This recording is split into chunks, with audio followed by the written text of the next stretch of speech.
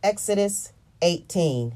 Jethro, Midian's priest and Moses' father-in-law, heard about everything that God had done for Moses and for God's people Israel, how the Lord had brought Israel out of Egypt. Moses' father-in-law, Jethro, took with him Zipporah, Moses' wife, whom he had sent away, along with her 2 sons. One was named Gershom, because he said, I have been an immigrant living in a foreign land. The other was named Eliezer, because he said, the God of my ancestors was my helper, who rescued me from Pharaoh's sword.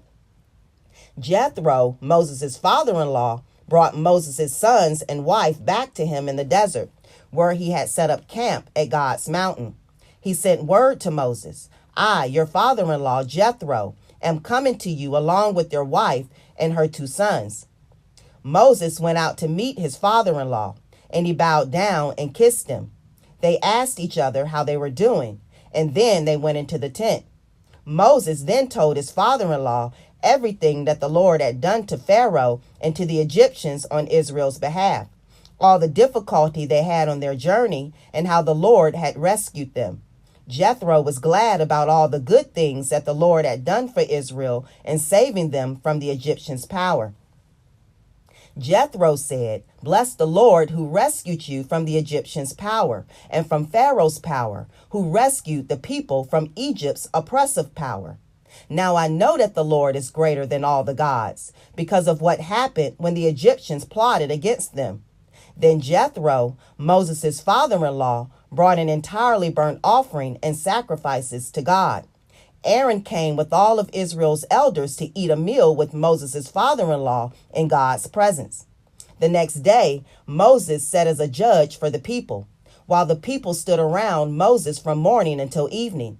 When Moses' father-in-law saw all that he was doing for the people, he said, What's this that you are doing for the people?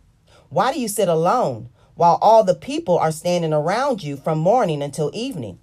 Moses said to his father-in-law, Because the people come to me to inquire of God. When a conflict arises between them, they come to me and I judge between the 2 of them. I also teach them God's regulations and instructions. Moses' father-in-law said to him, What you are doing isn't good. You will end up totally wearing yourself out, both you and these people who are with you. The work is too difficult for you. You can't do it alone.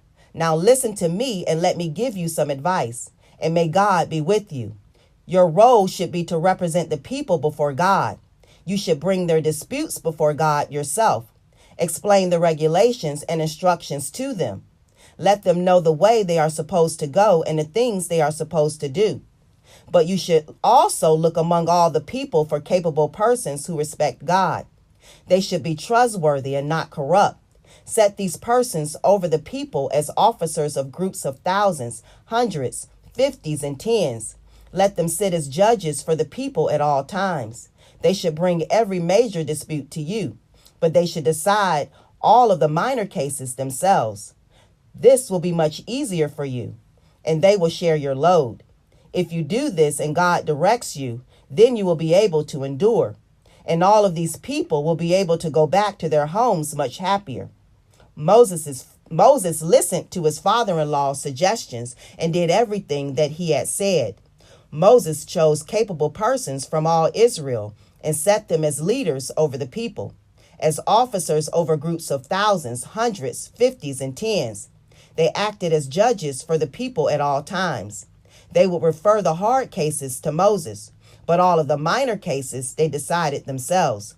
Then Moses said goodbye to his father-in-law, and Jethro went back to his own country.